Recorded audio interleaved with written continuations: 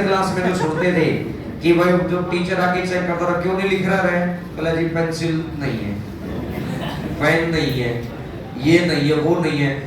मतलब उम्र बढ़ेगी यार, हद है, दिमाग बढ़ेगी ना। मतलब इतने वर्षों के बाद आकर देखो आपस में बात और कर रहे दोनों ज्ञानी बाबा, बोला ना भैया क्या कर रहे हो, उसको क्या ज्ञान दे रहा है, ये व्हाइट टी शर्ट क्या ज्ञान दे रहा है भैया बताना, उसको ज्ञान दे ही रहा ना।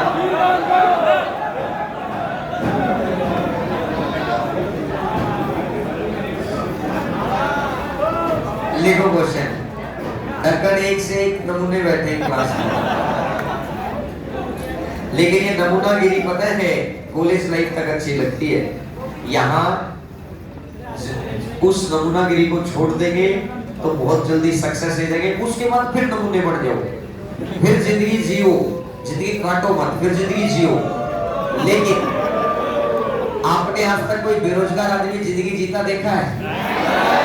बेरोजगार आदमी जिंदगी, और जिसने बेरोजगार आदमी जिंदगी जीता देखा है ना, उसके लाइफ में पक्का पक्का वैसी चीजें हैं। फैक्ट है कि भाई मेरे कुछ समय के लिए नमूनागिरी छोड़नी पड़ती है, उसके बाद आराम से फिर नमूने बनो, चाहे नमूनों के आइकन बनो, कुछ भी कर दो। उसके समय के बाद ये एक मानसिक बीमारी है जिससे कुछ लोग ग्रसित होते हैं, जिसके पास हर चीज का रीजन है ना कि मैं इसलिए नहीं कर रहा ये, और मैं इसलिए नहीं कर रहा, तो उसके दिमाग में अपने आप रीजन आ जाएगा, आप इसलिए फैल हुए थे क्योंकि आपकी जिंदगी में धक्के लिखे हुए। और फिर एक आध उनका ज्ञान देने भी आ जाते हैं।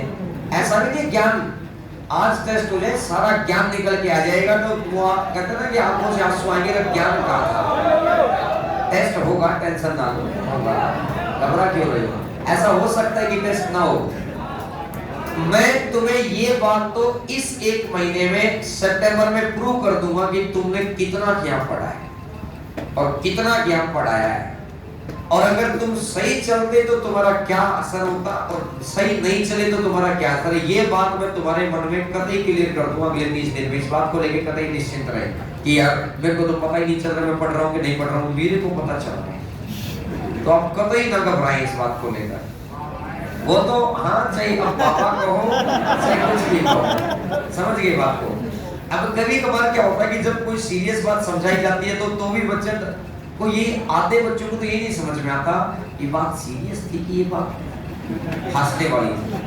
इसका मतलब समझ रहे हैं, उनका दिमाग उस लेवल पे जा चुका है जहां से लौट के आना सिर्फ भगवान श्री कृष्ण के हाथ में है, लौटा के आना।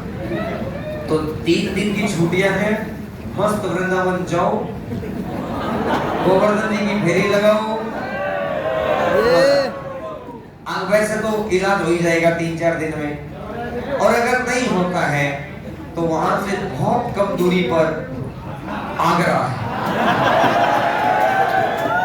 आगरा में तुम्हारे कोई जानकार ना हो तो कतई परेशान मत होना, तुम मुझे बस एक जगह खड़े होकर किसी से बता देना कि मैं सर यहाँ खड़ा हूं, मैं बताऊंगा तुम्हें गाड़ी लेनी आएगी, तुम्हें कुछ नहीं करना, बस तुम वो आके पूछेंगे हमारा कौन सा है रे, तुम हाथ उठा देना, वो आराम से तुम्हें गाड़ी में बैठा के लेके जाएंगे और संडे तक तुमको सही करके बैक टू डिलीवरी कर देंगे। लिखो क्वेश्चन लिखो ना।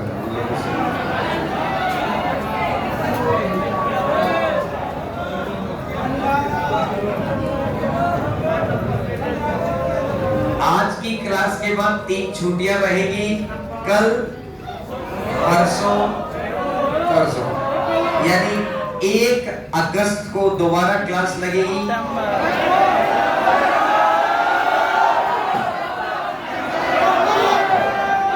क्या?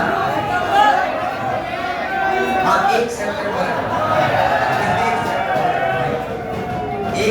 को क्लास लगेगी। रोको पकड़ो उसको, पकड़ो उसको, जा खा रहा है बेटा, वापस आगे बढ़ो, पकड़ इसको।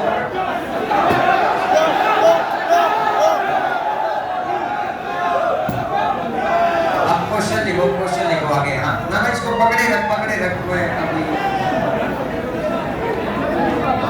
अच्छा, कोई भी बच्चा 1 तारीख को छुट्टी ना करे क्योंकि 2 का सैटरडे है, फिर तो छुट्टी कर जाओगे।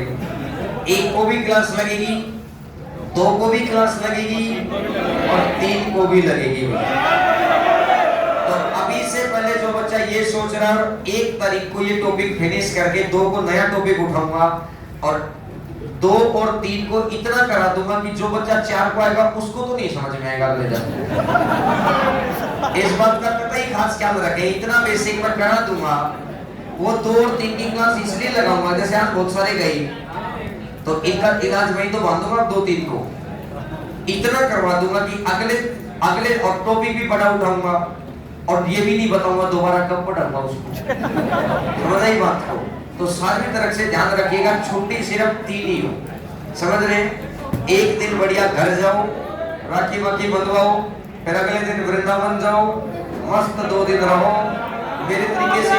अरे मैं जब लंबी छुट्टियों में मैं कुछ ऐसा ही करता हूँ, जितना घर जाना है घर जाओ, फिर उसके बाद किसी ऐसी जगह जाओ जहाँ किंतु परंतु ही ना हो किसी भी चीज का, आराम से। हाँ ये तभी जो आप कहते हो वैसी फीलिंग्स जनरेट होती है ना। लिखो जी अगला, अभी इस क्वेश्चन का लिखो लास्ट में, फाइंड द प्रोडक्ट ऑफ